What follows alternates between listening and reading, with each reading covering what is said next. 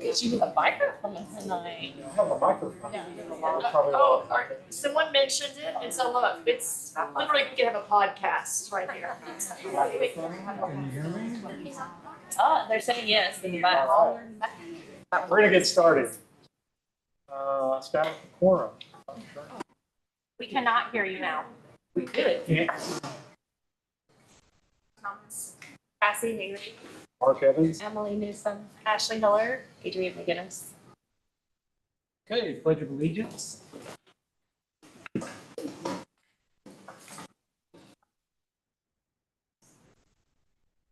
Allegiance to the flag of the United States of America and to the republic for which it stands, one nation, under God, indivisible, with liberty and justice for all.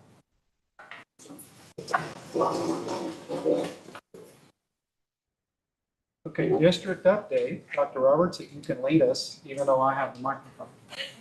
Go ahead. We have no new staff changes this month, and I will jump right to the principals as they discuss their teachers and staff of the month and their updates.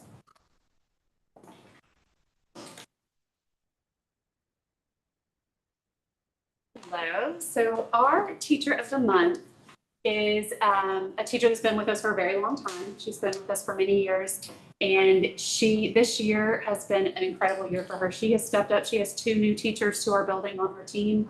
One's a brand new teacher, and she has been such an incredible leader and mentor to those teachers. And so Miss Jody James was voted our teacher of the month.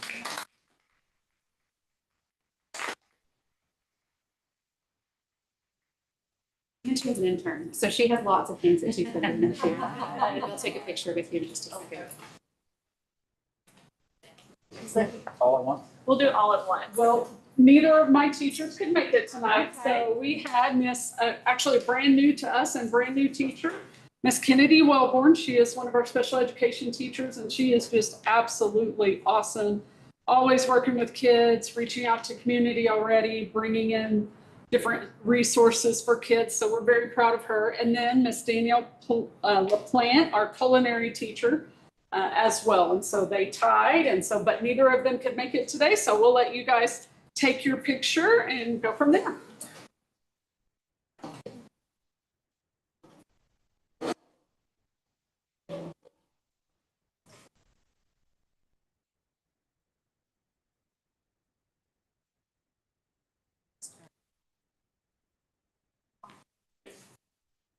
You just scooch in. Oh, I don't like being right in the middle, Susan.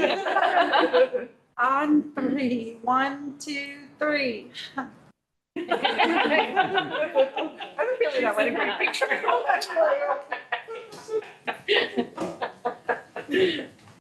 We have our students of the month. We're doing March and April this month. So when I call your name, if you're here, not a lot of them could make it, but please come up. So we have Jocelyn Covington, Sarah Albertos Marin, Logan Fair, Hayden Stevenson, Kelton Erskine, and Eli Currington. And then for this month, we have Addie West, Nora Kaiser,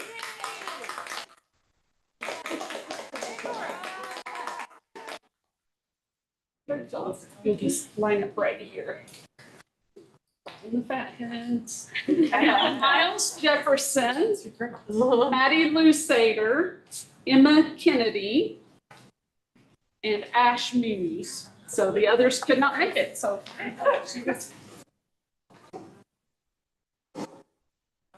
Your speech all. oh, okay. Oh,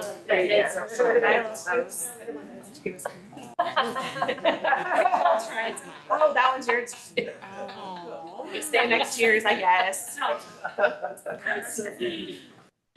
All right. On 3, 1, 2, 3. You're so quick about it.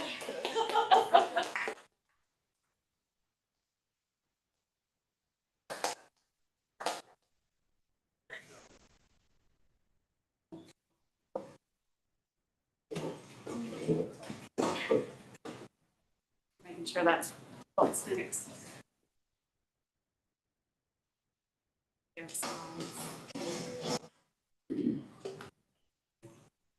So as you see getting my slides up, we had field day today.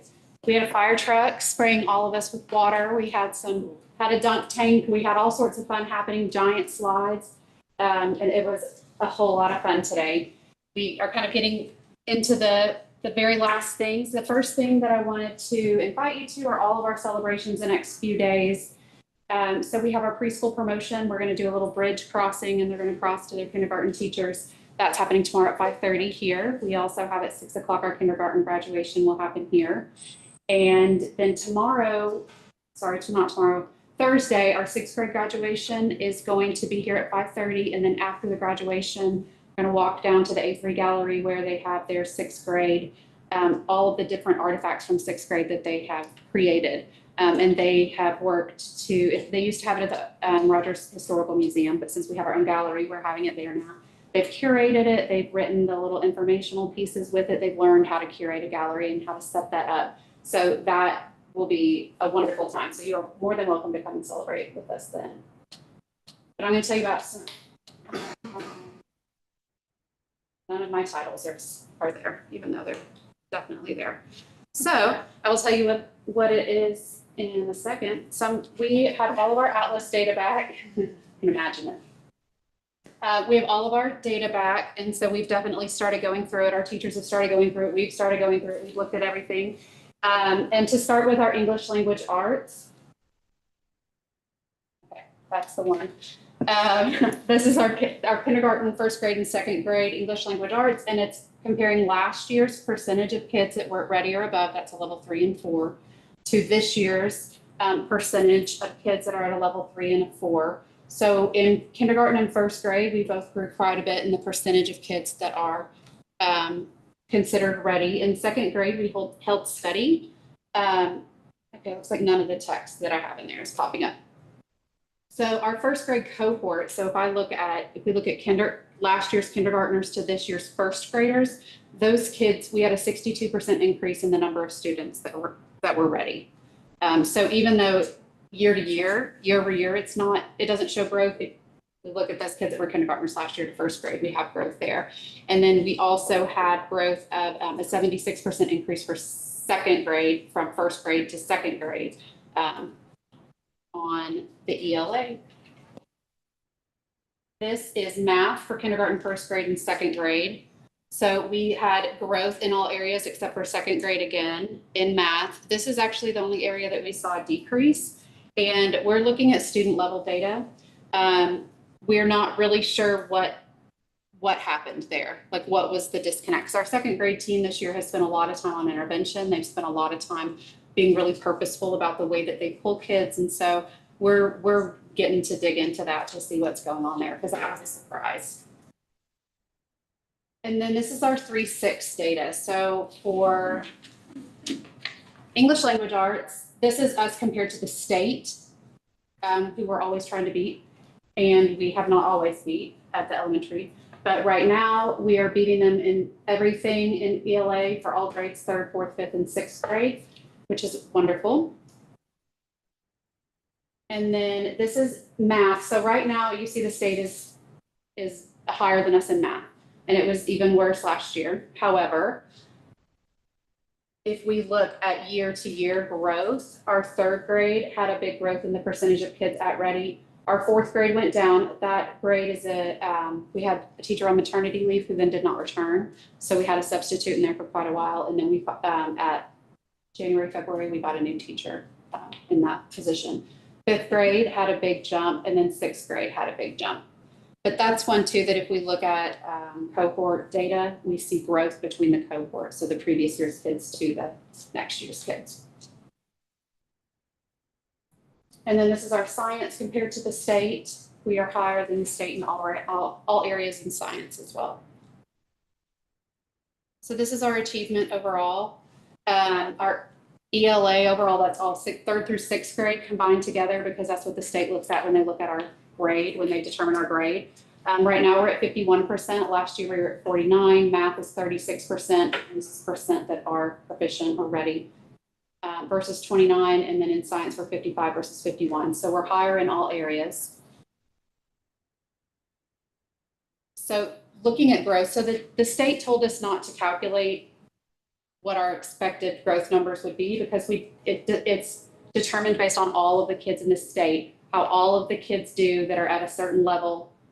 They look to see how much did those kids grow, and then they compare each individual student to, on average, kids who are like them, how did they score? So we can't predict because we don't know how all the kids in the state did that are at that score, but we've talked to APSRC and they've done a lot of data looking at the past years of Atlas, the few that we have.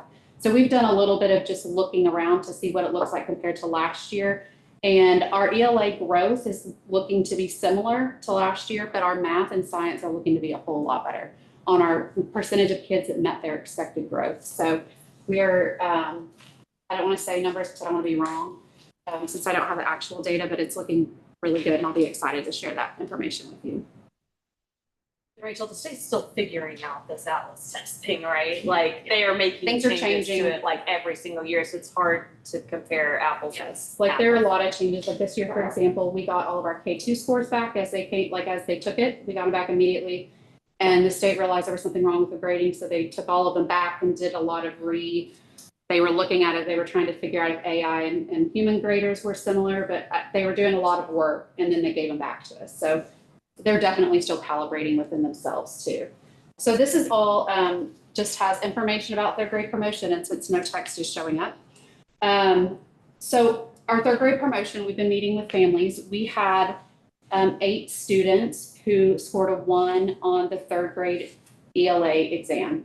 So those are the students that by the LEARNS Act are supposed to be held back.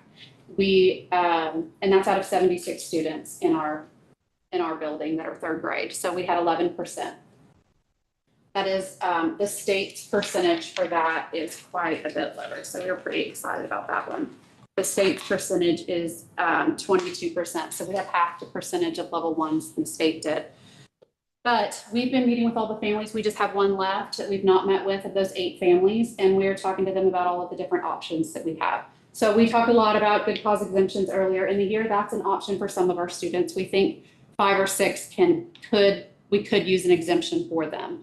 But every student that scored a level 1, as soon as we got that score back, we got them in additional intervention. All of them were receiving ELA intervention already, tier 3. They were receiving intensive ELA intervention with our dyslexia and reading intervention team. But when we got those scores back and we saw exactly who it was for the level 1s, we put them in additional. So they've been getting an additional hour and a half a day of ELA intervention. Because after the test, we're still doing things and we're still learning things, but there's definitely extra time that they can be out of the regular tier 1 classroom for that work. So they've been doing a lot of intensive work with them in small groups. And we have 2 options for testing. We get to retest these kids that scored level 1. The state has told us that we can retest until June 30th. Kids can take it one more time and we can see how they do if we provide intensive intervention. So we're going to give our first, we have, I think, just one family who's choosing to take it, I guess next week, the first week of June. So after receiving the extra intensive work for the last month at the school, they're going to take it then. The rest of our families, all but one, are going to, they're going to come to our, maybe this one will show up, area. We have a summer school being offered by our reading interventionist. It's 2 weeks, but it's completely optional for lots of different reasons. But one is it has to cost because we don't have the funding for summer school like we've had in the past.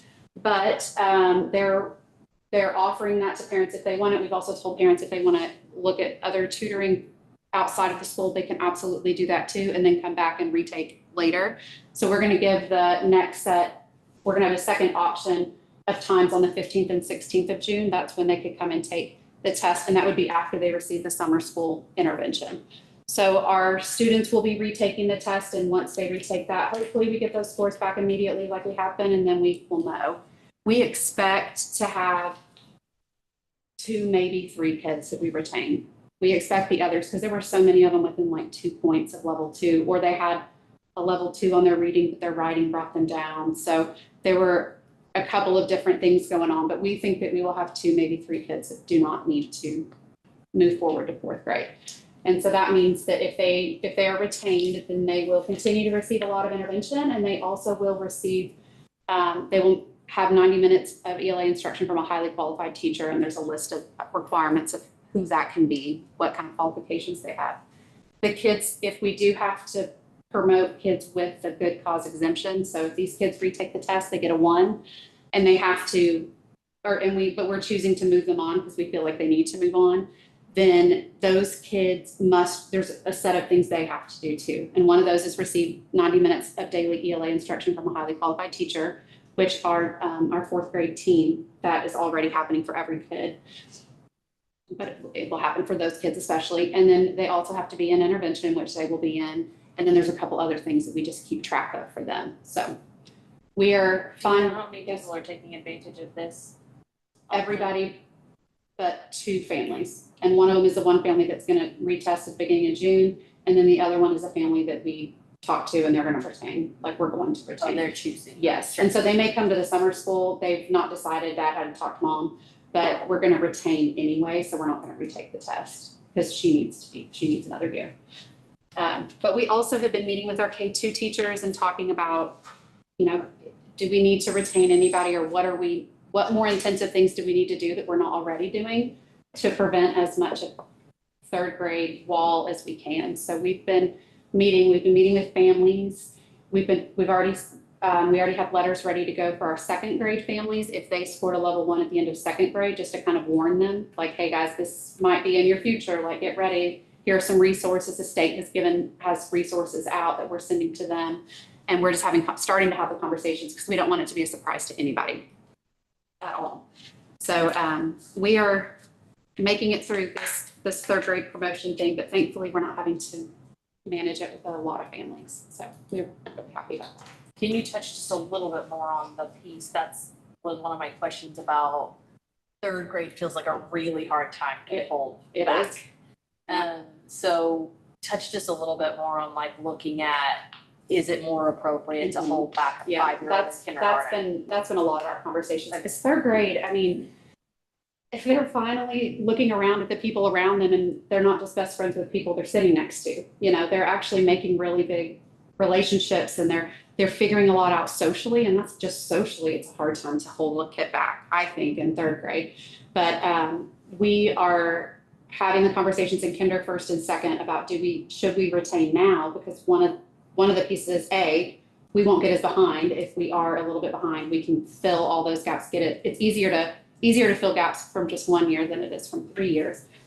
But we also are having conversations about right now we don't put kids in the dyslexia intervention until 2nd grade, mainly because it's about your ability to read, and we aren't necessarily reading until, we don't really know that they're behind because it's a need they have versus they just haven't been exposed yet. So we're looking at how we can identify kids earlier. How can we get them in intensive intervention that we don't have in place? Like what more can we do? But we are talking about retention of 1 or 2 kids in K1-2.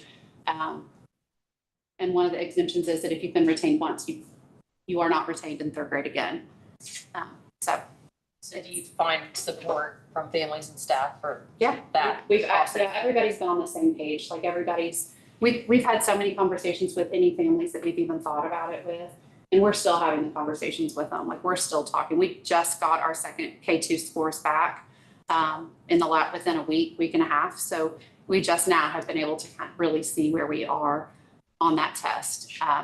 So we're just trying to be as open as possible with everybody, so that, because we're a partnership with the parents, and it's not just us making the decision, it's not just them making the decision. So we've been spending a lot of time in conversation, but then also collecting a lot of data. Our 2nd grade, 1st grade, and kinder teachers are making sure to really track and keep all of the data that they can, so that we have record of what the kids have been doing before they get to 3rd grade. Because one thing that you need to pass with a good cause exemption is proof that you've had intensive reading support in 2 previous years.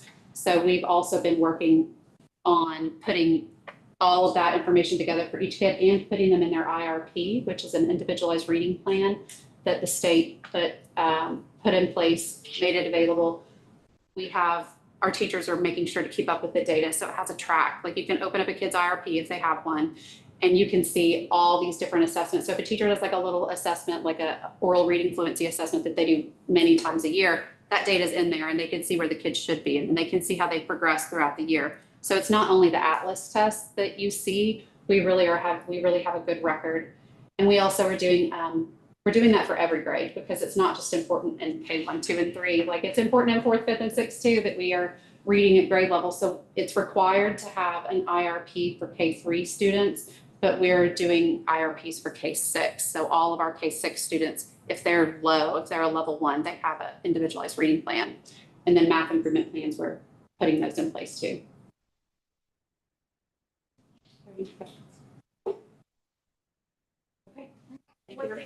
Thank you for reaching out. One thing I will say is we're looking very closely at attendance and these failure rates. And especially drawing attention to that aren't getting the kids there on time, like hours late or not showing up, because that does have a correlation with this failure to read. So we're working really hard to initiate a 60% deduction of screen time next year. So giving kids with books in hand, reading and writing and actually calculating on paper. Those studies that are showing that so much screen time is taken away from that level of knowledge retention is not only pushing us that direction, but also we're in art school and we need to be thinking about ways that we can show kids different approaches to learning so it's not just on that screen. Here, they've got their lesson plans ready, they've got it individualized and diversified, and we're not relying on screen time to fill those blanks. Just pulling up mine.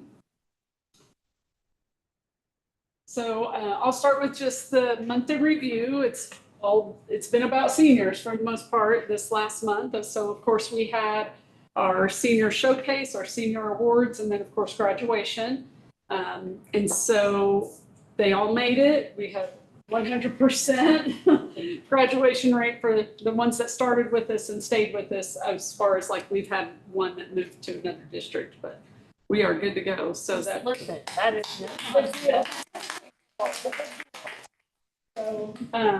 they're launching, so we're proud of them. And this was a really great class, lots of leadership, lots of just a really fun group of kids to hang out with. And so I'm very, very proud of them. And so as soon as my slides come up, we'll do a data dive with you guys on Atlas scores at the high school. As he gets that going, I will tell you I'm pretty disappointed in our math scores. You'll see it, it's a drop from last year and the year before. When I really dig in and look at it, I'm seeing growth within the lowest sector, but we're not seeing the growth that gets them out of the level 2. So we see a lot of growth from level 1 to level 2, but that's not going to reflect in this data. You have to dig really deep to see that. And it's not good enough, to be honest. As a leader, I'll be honest, I'm pretty disappointed. So, and I feel like that's 100% a reflection on me. Like I feel like the teachers have pretty much been the same outside of, one brand new really 2 brand new teachers in the math department. But the inability to really get in there and do a lot of coaching with them this year you're going to see it in the scores. And I take full responsibility for that.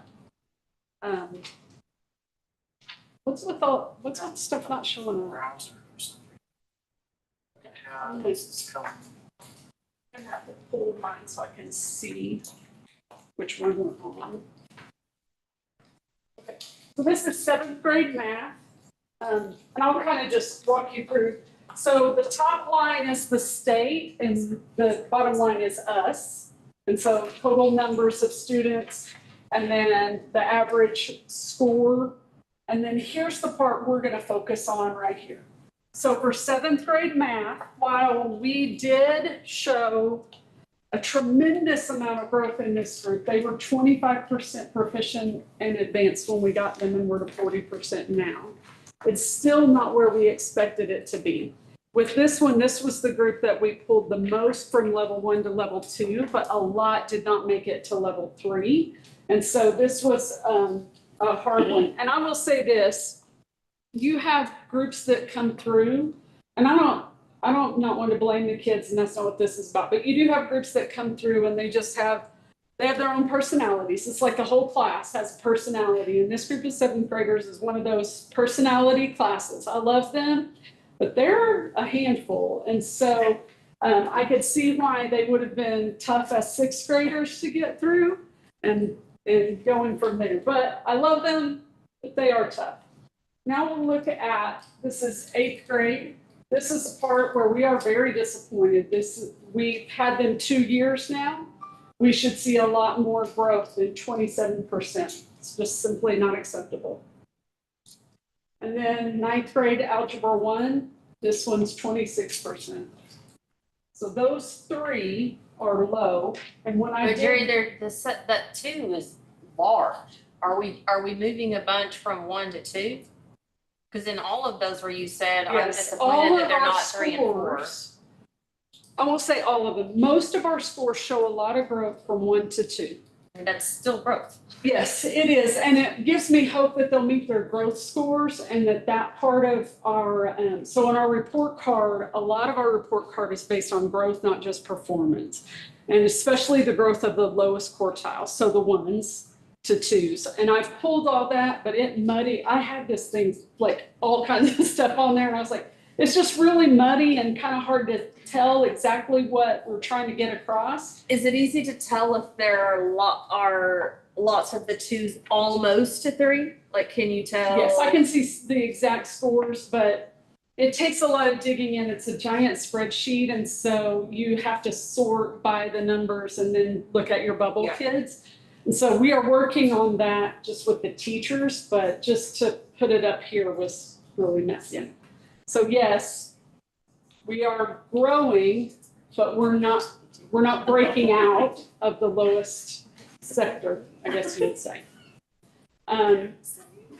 Geometry is the bright spot for math. So we almost doubled the state average at 50%. And those kids did really, really well. That's Mr. Free. He's the only geometry teacher, and he is amazing.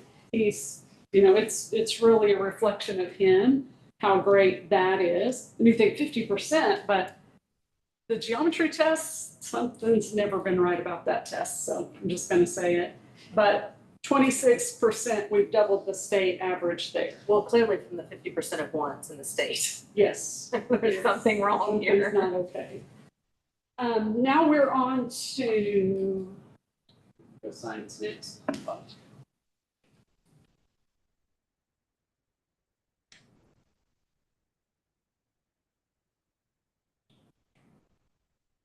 Okay, 7th grade English language arts.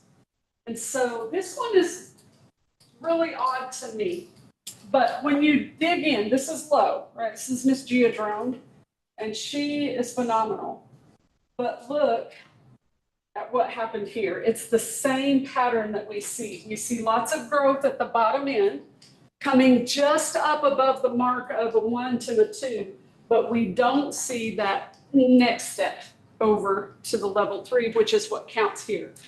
So what we're going to see, I think, when we really dig in, like Rachel was talking about, we're going to see growth scores, but we're not going to see achievement scores. So our report card is based on both, but it actually, this particular number favors us in that the growth of the lowest quartile is a big part of what your report card is on.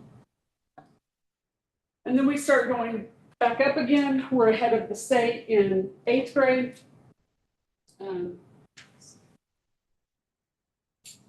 That one is our 8th grade score. Then 9th grade. What I think we see here is we see a culmination. So talking about screen time, Mrs. Giadrone hardly ever uses a computer. Like, they do everything by hand. They learn how to write by hand. They do all of the writing that she is teaching them and the reading and the analysis. She does it without Google Classroom, without the computers 99% of the time. So she has that going on. We get to the 8th grade, you see this bump. You get your social studies teachers, which we have amazing social studies teachers, do a lot of literacy. It starts to build up, and you'll see that. And we saw that this year when Miss McEwen in 9th grade and 10th grade was in the top 3 in the state and the top 4 in the state for these scores. You're going to see a very similar thing here. The state average is 38% in the 9th grade, and we're at 56%. So it's that culmination, that building. And then we're up to 69%, which the state is at 37% for 10th grade. That's a slight drop for us. Last year, I think we were 72% proficient in advanced. So these are very similar. I'm disappointed with the 7th grade scores, but I see the growth. And then we see the culmination of that growth over time. And I imagine if you watch them as a cohort over time, you're really gonna see it. We spike. did, I checked that and we did, except 8th grade to 9th grade math, so 7th to 8th grade math and 8th to 9th grade math overall didn't show the same level of growth. Everybody else did. So literacy, science, cohort over time, we did see growth.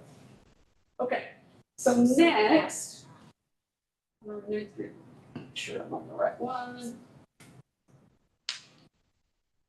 Okay, so now we're on 7th grade science. So in 7th grade science, we are just keeping pace with the state. This is a slight drop from last year. We were right at 50%, 51%, I think, if I remember correctly, for proficient and advanced. So that's just keeping par. And then 8th grade science, 47% head of the state. And then biology just completely blew it out of the water at 75% proficient and advanced. And that's she was very similar this year, super high scores, high level. I think that is a culmination of a lot of things, but Ms. Wasserman does a fantastic job. So still pacing way ahead of where the state is in biology. Yep, I guess that actually is it. Or, no. Okay.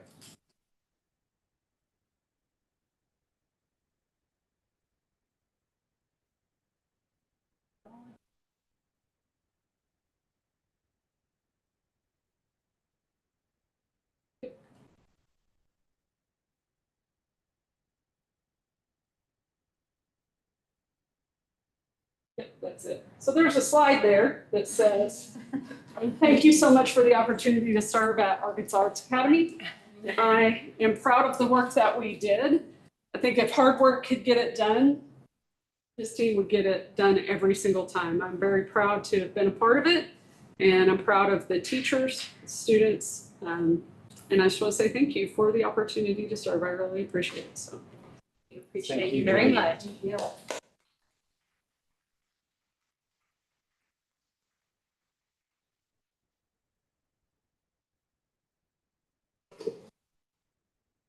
Okay, I don't see anyone signed up, comments from the public, right? Okay. Consent agenda, we need a few votes here. First one is we need to approve the minutes from last month. Can I get a motion to approve those minutes? So moved. Second? Second.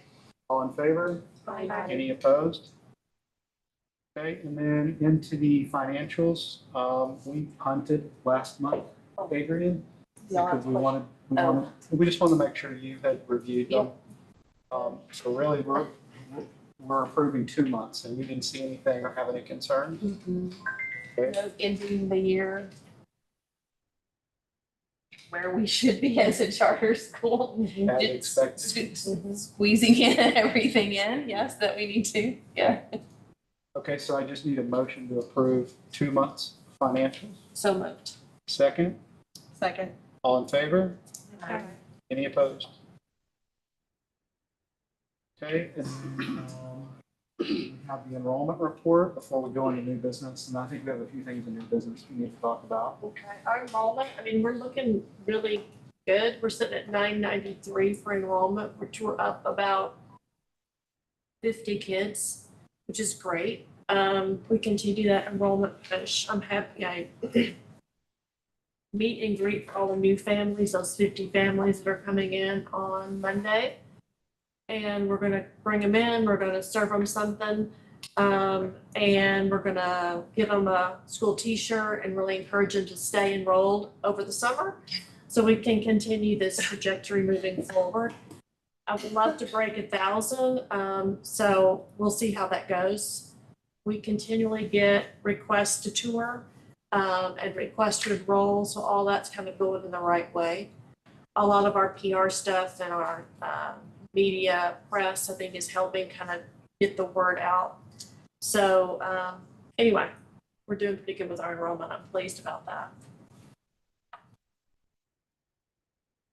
Do you have any open faculty spots at either campus? We have got a halftime math that we're needing to fill at high school, and a halftime sped at high school. And then we are interviewing for a counselor. We've got some resumes.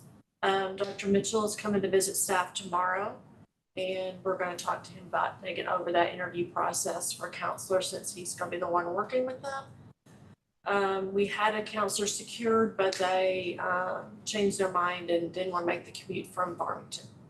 So anyway, but other than that, we are good. Set at the elementary.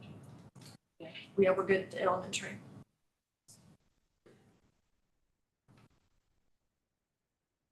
Any other questions on enrollment?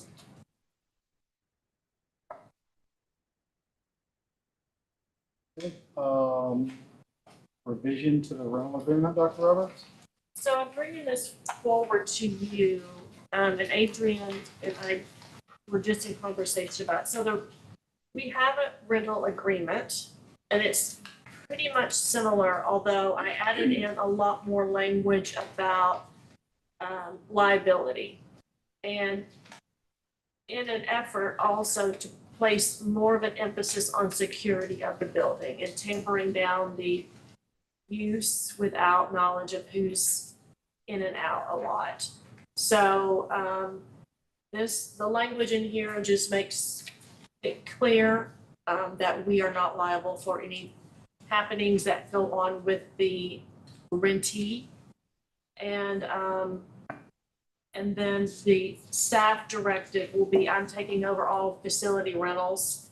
So I'm navigating that to ensure that we're upholding all of our requirements per law in public school setting, but also that we're being very selective on who we rent to and making sure they've got all the areas covered. So we don't come back to school and have a school in disarray, not that we have, but just to put those things in clear. We'll have a manager on duty at all times. We're not going to operate without a staff member in charge here. We're not going to give out keys or badges. That person's going to be managing the access to the building. So we're going to bring that in a little more closer. So I just added that additional language. If you want to take time to look this over, Adrian suggested that I kind of add in more information about what comes with those rental rates as far as that the elementary gym has bleachers, but that they would need to bring their own balls, things like that. So I'll go back in and give it a preview of or a review of just making sure I've got the additional pieces in there. But I wanted to put this on your radar as far as needing it to be approved when it's finished. So since we're a public school and technically a nonprofit, we cannot rent out personal property. So we cannot say, if you want 100 tables, we'll rent you 100 tables at $50 a piece or whatever. Otherwise, we have to pay taxes on that income, right? So we can include it, like if we're renting out this space comes with this many tables and this many chairs for this price. The other thing that I've also seen a lot in rental agreements is it's your responsibility for this. If it looks like this when you come in for your event, because we use this as our cafeteria, and it better look like this before Monday morning when we serve breakfast. So our people are not gonna move the tables around or stack chairs for you, but if you wanna come in with your event staff and do that, or put on tablecloths, whatever you wanna do, or move the stuff around, that's your responsibility, but it's gotta be back the way you found it. Namely, it's stuff like this, but also I could see like in the choir or orchestra room where you want the risers because you're gonna have the dinner theater, but you're gonna bring in your own tables, right? That's fine, but the risers need to be put back where they were, the chairs need to be put back where they were, that kind of thing. I've seen that, so that was one of the suggestions I made. It's included in the hourly, like we're not gonna rent you extra, but also this idea that like you have to put it, she has it up here, like return the space. The other thing I said was just add a line in here that is a reminder, we're a school. So even if you're using this after school hours, there are policies of no tobacco, no firearms, whatever that line is that lists all those things out. Like you can't open carry and smoke while you're at school. Do what? Are you wanting that to just be more clear, like? Yeah, I mean, there needs to be a line in here that's no alcohol, drugs, tobacco, or firearms, whatever that standard line is that public schools use about on your campus, because I've found in other schools that I've worked with rental agreements that they think that, yes, we're aware it's a school, but it's after hours, so I can then do whatever I want. And private schools are a little bit different, but in public schools, you cannot set up. Now there are, I think, circumstances under which we would allow like, it's tough. It's not my call, it's their call, but if we were to allow the alcohol, like there's a fundraiser, there's a specific party, it would need to be a special request. And if you do that, you have to have a licensed insured bartender. It can't be just anybody serving, because that licensed insured bartender is going, their name is on the line, their license is on the line. They have to make sure that people don't have access to it.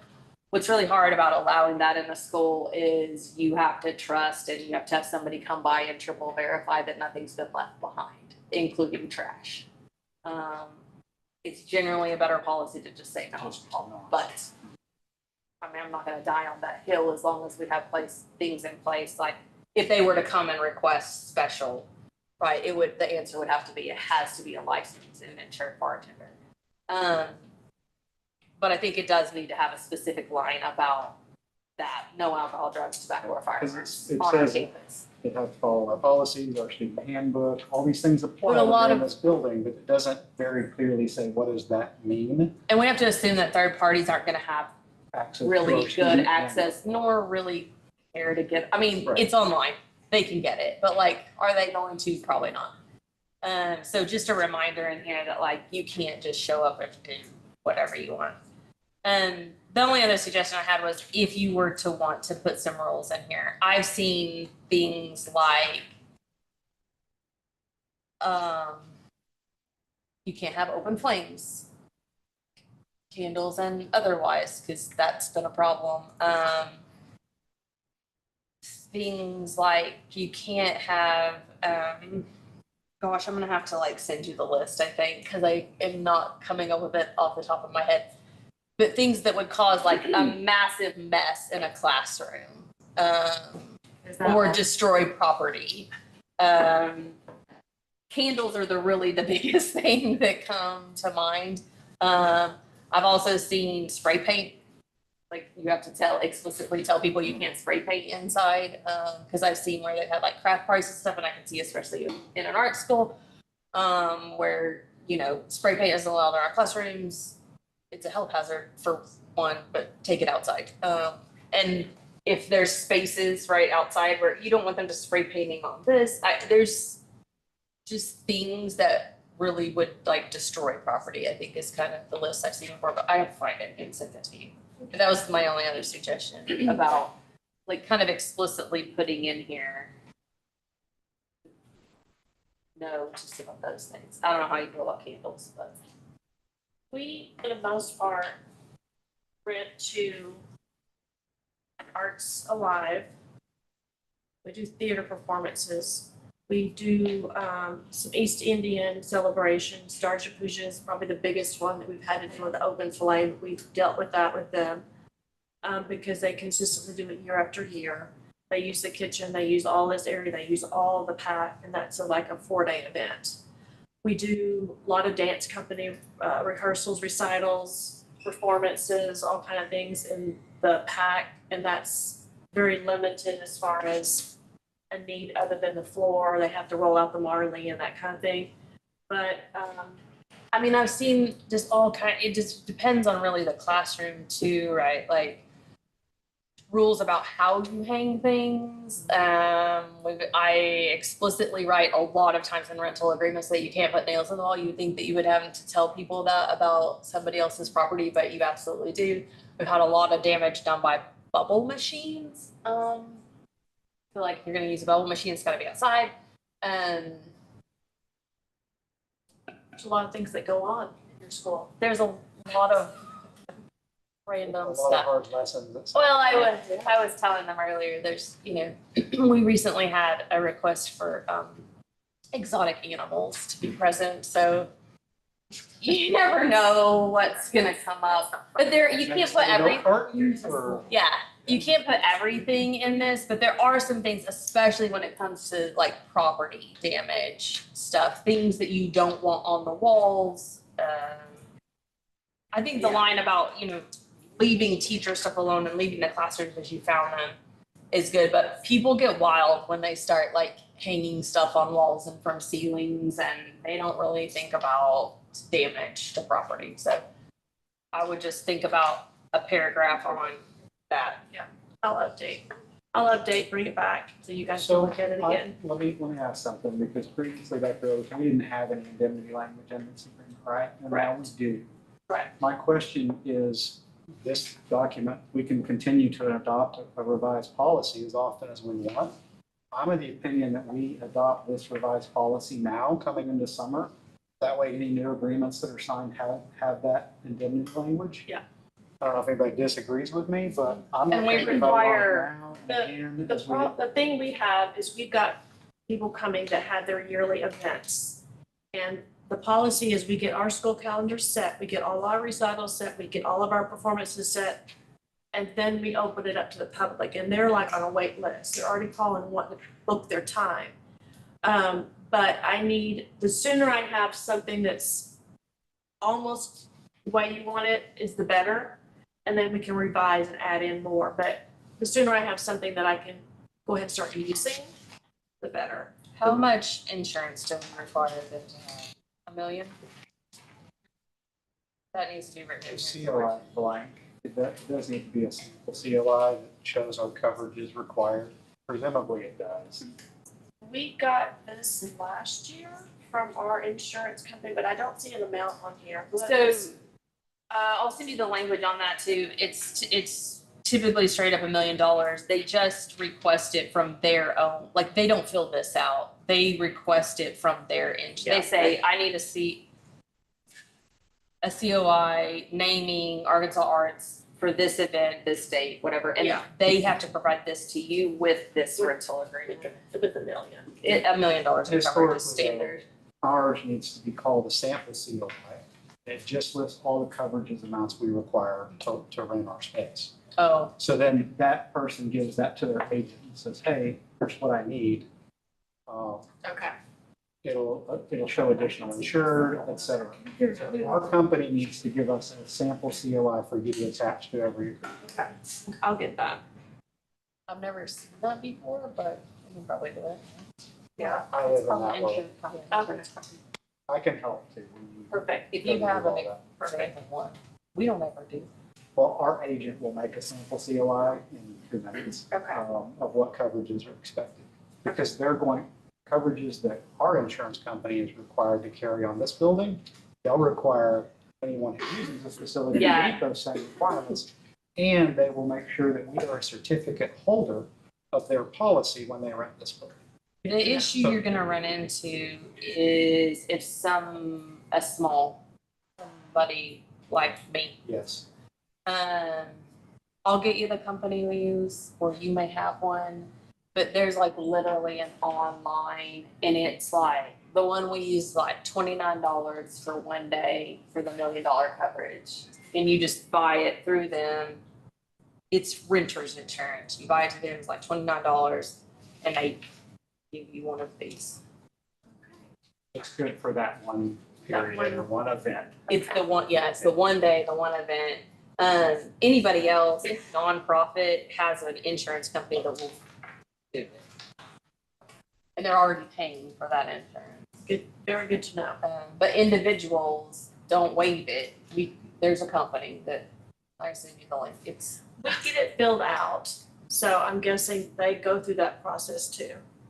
But all this is really good information to know, because we want to move forward You in the should right. probably have the ability to override, to Adrian's point, if you have a really small, somebody who can't meet these requirements. And even then, it'd be nice to refer them to someone to get just event coverage. sure.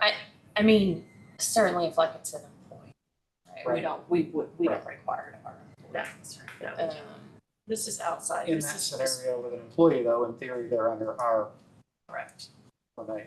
Right. Ours aren't for That's personal debatable. events, Yeah. is what we were told by our insurance, but again, you're only talking about, they're not gonna destroy the place they were. Yeah. Okay, so again, any opinion about, do we, the board, adopt this policy in its current state? And then we review it again next month as it continues to I mean, evolve? do you need board approval for this? I would like to have board approval. I just think that's probably the right thing to do. I'd rather have Everybody something okay than with that? nothing. Can I just mention something super fast with everything as far as the facility rules and everything?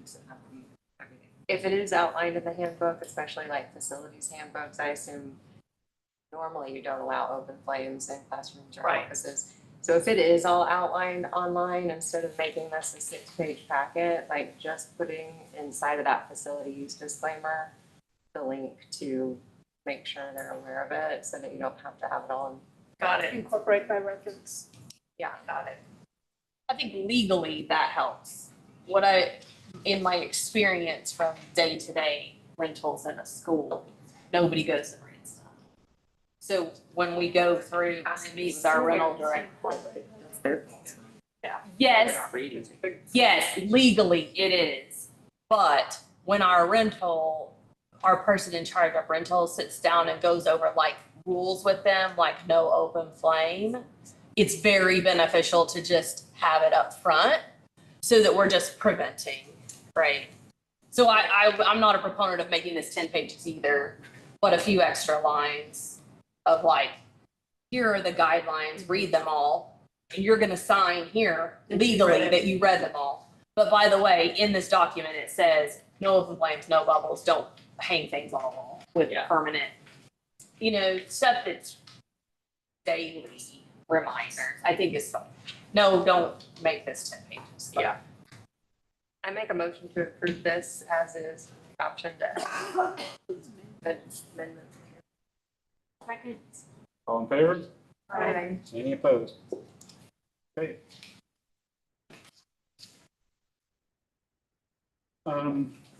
Next, we all need to, as a group, talk about Celebrate the Arts. As you know, we moved the date to November, which I see as an opportunity to build more momentum for our event.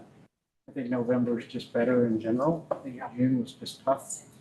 I think this additional time will help us. I think too, we need to discuss a summer school board session, which we historically do anyway, but I think it should be Celebrate the Arts focused. We should talk about when that works for everyone. Historically, we do that on a Saturday. 3 or 4 hours is what we try to keep it to. So I'm throwing all that out there to start a discussion. We need to talk about the event and building on that first. And how do we do that? We need to discuss it, We need to make progress. Sooner rather than later? What's the date? November 7th is the new date. I mean, there's Saturdays in June. Anybody know who can't do one of them? 2 I can't do. Okay. What was the, What is it, Mark? what was said? I didn't hear. Saturday in June for us to get. Or any that you can't do? Are there any I you won't can't be, do? I won't even be in this state on the 13th. Okay. I won't. I'm not on the sixth And or the those two are- 13th. Or the 27th. All right, like June's out. Looks like June's out. July? All right, moving on. There's 3 Saturdays in July, 11, 18, and 25. I'm not available on the 11th. Okay, 18th and 25th, Not on the 25th. 18th. This is Not gonna going get well. Okay, not Saturdays then. Like we all work, but is there a day we can do a 1 to 5 or a 2 to 6 or a morning session? For me, not knowing the date, obviously, but typically Fridays, I close my office at 2. I can close it a little earlier, but that could just be me, because I'm a little more flexible than some. I'm flexible in the summer. I mean, Yeah. to your point, depending on the day Yeah. and what's going on, but how do we feel about days? I think so. This is feeling like a poll situation. I'll send some dates, we'll poll it. Some How's that? dates. Everybody can have their calendar and we'll try it all. How's that sound? Okay. I'll work on that tomorrow. I mean, what if we did even a couple of lunch hour or 11 to 1 or something, a couple of times instead of 1 5-hour? I'm fine with it. I suspect that lunch turns into 2 hours time or and it interferes with someone's day. I kind of like the idea of a segregated 4-hour period. Focus. Fine. Personally. I'll send some dates and times out there. That'll give us a start. Okay. Go from there. Any other thoughts about our event? Anyone?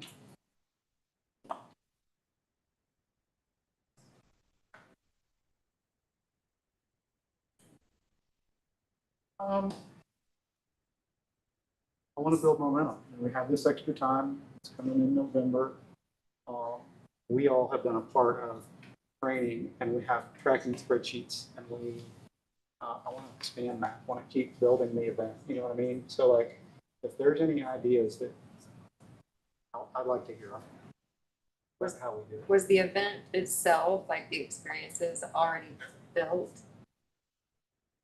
My understanding was it kind of already, You mean the the flow of the evening? oh, the run show and all that? Uh-huh. We have a draft, yes. Okay. We have a draft and we've got the performers. I don't think there's a hesitance on that end. Okay. The 7th will allow more staff to be here, which is good. It will give us a longer runway, so I appreciate, and I did consult with all the art teachers on what date. So I went through October and November. What would be the date that, everyone's agreeable to? And that's where the 7th came from. So I just didn't pull that out, randomly. So I think for us is just how do we continue to push this out and increase our ticket sales? And how do Silent we, auction items and corporate sponsorships. And Yeah. let's just keep on it, right? I think it being in this whole year is gonna help. Some of the resistance I was meeting was, well, I'm not even gonna be in town that week. Like, my kids are out, I'm out. I love to, Everybody's out of town. Yeah, I'd love to attend, Yeah. but, so. Yeah. I need to call And- back. and Be like, guess what? Spring is hard. I mean, Based all on year the- long is hard, really, if you think about, oh, we got Christmas. I don't know. coming. I like to be. But But back at in school, you can engage people, they're ready to Not go, they're really. ready for their calendars. Well, and I think June's a different too, the holiday season, people are already going out and doing things, so they're maybe a little more inclined to doing something at that point rather than I don't have time for this. I'm about to go to the beach with my family, so I don't have time to mess with this. Can't think about that. Also, as a parent, I'm kind of closing the door on school for a minute. Like, we survived. We made it through the school year. And now I'm having to think about next school year and raising money for the school and doing, it just feels like a better time. I like the beginning of the holiday kind of kickoff idea. Is November 7th too early to do a holiday themed silent auction? I doubt it. That's a good point. It's a good point. Otherwise, I think it's probably good timing. Good timing, yeah. Yeah, it's a good point. Because if you have silent auction, Christmas gifts. yeah, exactly. I didn't even Because think if you're about like that. me, you're That's a not buying very good Christmas point. gifts till Christmas card, December 20th. Christmas decor, interior designers to come in and do your tree, that type of thing. Oh, yeah. And lighting. Lighting, yeah. That's exactly what I was asking for. Thank you. More ideas. Yeah. They're coming. I think that the takes a ticket lot. push, that, we don't worry about tickets right now. That's a August, September Yeah, no issue. one's buying tickets right now. That's not, Yeah. yeah. That's certainly what we can get Partnerships. donated. But and I would be asking those holiday vendors now. I think sponsorships will be a lot easier. Just get to say yes in November as well. We could ask the sponsors in the summer. Yeah, that's a good plan. A good plan. I was telling Mark that Height Jackson and Flitco came out and laid out all the blueprints and specs we have. And I showed them to Alex Fry about what the renovation of the theater would look like in the pack. Height Jackson this is their pet project. This is the last stage of having this total remodel. So they're doing all this work, at no cost, all the designs and all the things. But one comment was, can we get a CAD version of what that would look like walking through the space and all that? So they're going to work on that. And I think that will be very beneficial to be able to see what the renovation will look like, as part of the piece. A rendering. Yes. So it's like Blow it up. 4D, So, like yeah. virtual kind of thing. So anyway, those are really good ideas. So keep them coming and I'll gladly take them. I have one, she just whispered in my ear, so right now. We could do like a Santa photography pop-up thing, but the students could also, I don't know what facility would be best in, but have you seen the Instagram pop-up booths? So each booth has a different theme, so each one can be done by the students, and they make for great, little photo ops. Yeah. Like a dozen different. Well, even depending on the proficiency and level of a student doing photography at a higher level could donate a portrait package and, obviously we got to figure out it would probably be digital, giving it to them digitally so they don't have any cost of, processing or anything like that. That's a great idea. I'd take a ticket for that. Yeah, I would too. We've had success in raffling those off as well. But I mean, you could do more. If there's enough students and they're willing to do it, you could do more silent auction type of things, because that's something that I'm not interested in the basket full of craft products, but I would be bidding on something like that I would like to have, but it's not something on the forefront of my mind. That would be great. We've got several, 20 staff that the arts teachers or private lessons, all these kind of things, which is very cool. And that's would be ideally, thinking about it, a good gift. Yeah. A private electric guitar lesson or a private ballet lesson or a private, so we'll continue to work on those things. Dr. Edwards, can you also add the foundation to our board session poll? That way, Yes. if one of them can attend, that would be great too. Okay, so, and we'll spend some time getting into that. Thank you for the Yes. ideas. That's awesome. Yes, it's awesome. everyone's favorite part of the meeting, I think. I don't know of any need to go into executive session. So I just need a motion to adjourn. I'm really good for that. I motion to adjourn. Second. All in favor? Aye. Any opposed? All right. Thank you all so much.